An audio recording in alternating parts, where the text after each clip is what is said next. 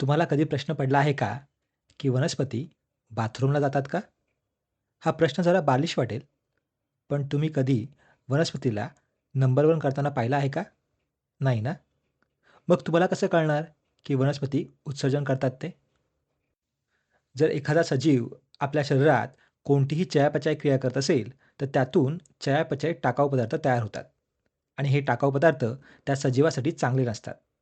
ते सजीवासाठी घातक असतात आणि त्यांना शरीराबाहेर उत्सर्जित करणे आवश्यक असते. वनस्पतीसुद्धा असे चयापचय टाकाऊ पदार्थ तयार करतात, ज्यांना बाहेर टाकणे गरजेचे असते. मग वनस्पती हे टाकाऊ पदार्थ कसे उत्सर्जित करतात? आपण सुरुवात करूया वनस्पतींद्वारे तयार होणाऱ्या साध्या वायुरूप टाकाऊ पदार्थांपासून. प्रकाश संश्लेषणातून ऑक्सिजन हा टाकाऊ पदार्थ तयार होतो आणि पेशी श्वसनातून कार्बन डायऑक्साईड हा टाकाऊ पदार्थ म्हणून तयार होतो. हे वायुरूप टाकाऊ पदार्थ शरीराबाहेर कसे टाकले जातात? हे पर्णरंध्रांमुळे शक्य होते. तुम्हाला माहीतच आहे की पर्णरंध्रे म्हणजे वनस्पतींच्या पानांवर असलेली लहान छिद्रे असतात आणि या छिद्रांमधून ऑक्सिजन बाहेर टाकला जातो आणि कार्बन डायऑक्साईड आत घेतला जातो. जर तुम्हाला सजीवांच्या श्वासोच्छवासाच्या किंवा वायूंच्या देवाणघेवाणीच्या विविध पद्धतींवरील व्हिडिओ आठवत असेल, तर पर्णरंध्रे ही ती रचना आहे ज्याद्वारे वनस्पती वायूंची देवाणघेवाण करतात. ही तीच रचना आहे ज्याद्वारे वनस्पती त्यांचे वायुरूप टाकाऊ पदार्थ उत्सर्जित करतात. आता काही वेळा वनस्पती त्यांच्या मुळांद्वारे जास्तीचे पाणी शोषून घेतात आणि हे पाणी बाहेर टाकणे आवश्यक असते. आणि वनस्पती हे कसे करतात? हे सुद्धा पर्णरंध्रांच्या मदतीने केले जाते. पर्णरंध्रांमधून पाण्याची वाफ होऊन पाणी बाहेर टाकले जाणे यालाच बाष्पोच्छवास असे म्हणतात. हे बाष्पीभवनाचे एक रूप आहे आणि ते सुद्धा पर्णरंध्रांच्या मदतीने घडते. पण इतर चयापचय टाकाऊ पदार्थांचे काय? जसे की जेव्हा वनस्पती प्रथिनांचे विघटन करतात किंवा इतर पदार्थाचे विघटन करतात, तेव्हा काय होते? वनस्पती इतर चयापचय टाकाऊ पदार्थ डिंक, राळ, रस आणि चीक या स्वरूपात उत्सर्जित करतात. तुम्ही विविध वनस्पतींच्या सालीला चिकटलेला जो काही चिकट पदार्थ पाहिला असेल, तो खरं तर त्या वनस्पतीचा चयापचय टाकाऊ पदार्थ असतो. आणि या डिंक आणि राळेचे आपल्यासाठी विविध उपयोग आहेतच. आपण वनस्पतींच्या या चयापचय टाकाऊ पदार्थांपासून गोंद, वार्निश आणि इतर अनेक पदार्थ बनवतो. पण हे खरं तर वनस्पतीचे चयापचय टाकाऊ पदार्थ असतात. वनस्पतीच्या आतून ते वनस्पतीच्या बाहेरील बाजूस जिथे साल असते, तिथून बाहेर ढकलले जातात.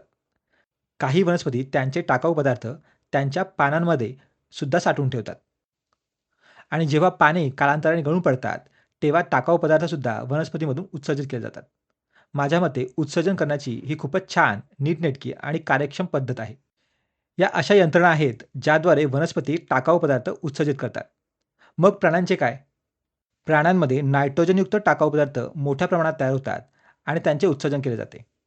आणि हे तेव्हा तयार होतात, जेव्हा शरीरात अमिनो आम्लांचे चयापचय होते. तुम्हाला आठवत असेल, तर अमिनो आम्ल हे प्रथिनांचे मुख्य घटक आहेत आणि जेव्हा प्रथिनांचे विघटन होते, तेव्हा अमिनो आम्लांचे विघटन होते. तेव्हा अमिनो आम्लातील नायट्रोजन नायट्रोजनयुक्त टाकाऊ पदार्थात रूपांतरित होतो आणि हेच नायट्रोजनयुक्त टाकाऊ पदार्थ प्राण्यांमधून उत्सर्जित करणे आवश्यक असते. तर वेगवेगळे प्राणी वेगवेगळ्या स्वरूपात नायट्रोजनयुक्त पदार्थ उत्सर्जित करतात. काही प्राणी अमोनियाच्या स्वरूपात नायट्रोजनयुक्त पदार्थ उत्सर्जित करतात, काही युरियाच्या स्वरूपात, तर काही युरिक आम्लाच्या स्वरूपात.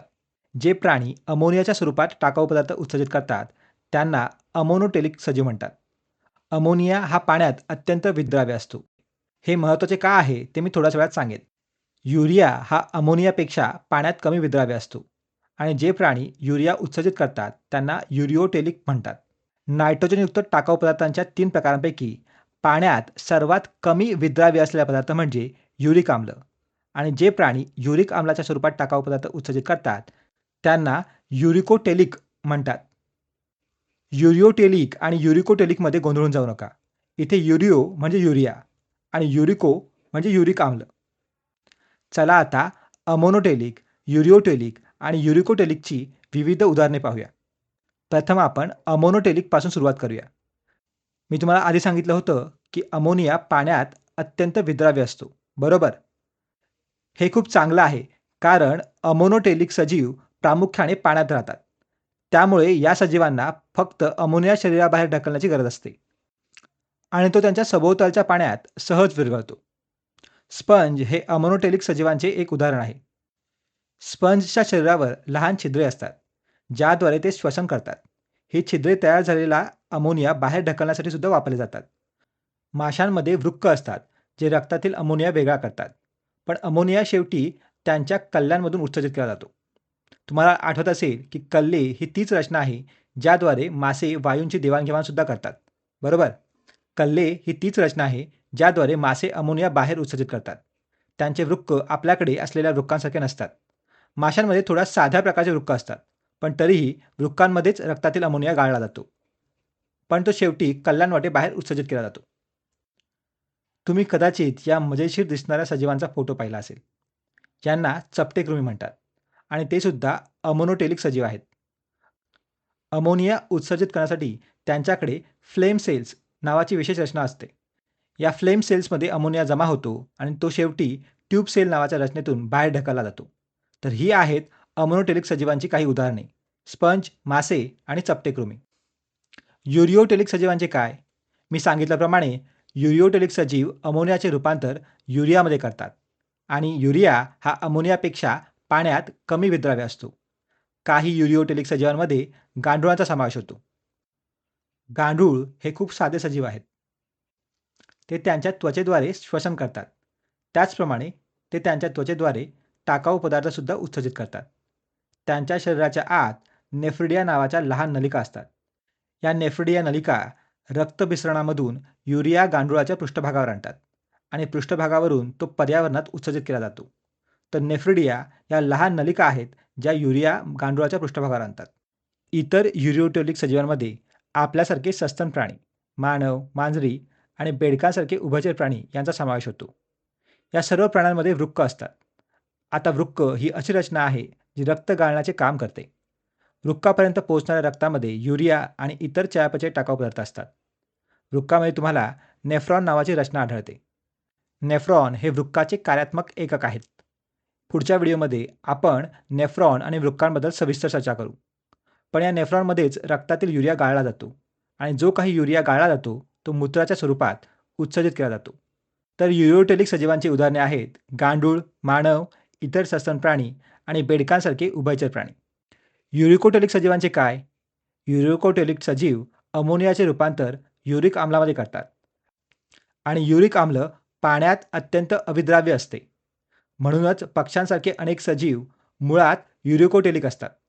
जेव्हा ते नैसर्गिक विधीसाठी जातात, तेव्हा ते घनरूप टाकाऊ पदार्थ बाहेर टाकतात.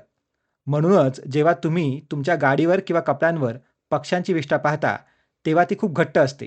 ती पांढऱ्या रंगाची असते. ती विष्ठा घट्ट असण्यामागचे कारण म्हणजे ती युरिक आम्लापासून बनलेली असते. मधमाशा, नाकतोडे, झुरळ आणि इतर कीटक युरिकोटेलिक सजीव आहेत. आणि या सजीवांमध्ये माल्फिगियन नलिका नावाची रचना असते, जी युरिक आम्ल एकवटते आणि शेवटी हे युरिक आम्ल पचन संस्थेद्वारे तयार झालेल्या घनकचऱ्यात मिसळते आणि ते शरीराबाहेर उत्सर्जित केले जाते. पण हे सजीव प्रामुख्याने युरिक आम्ल उत्सर्जित करतात, जे एका पांढऱ्या घट्ट पेस्टच्या स्वरूपात असते. दुसरीकडे पक्ष्यांमध्ये आपल्यासारखेच वृक्क असतात.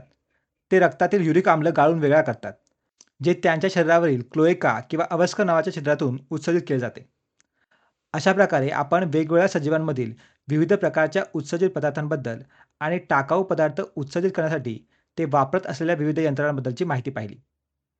तुमच्यासाठी एक प्रश्न आहे. तुम्हाला काय वाटतं?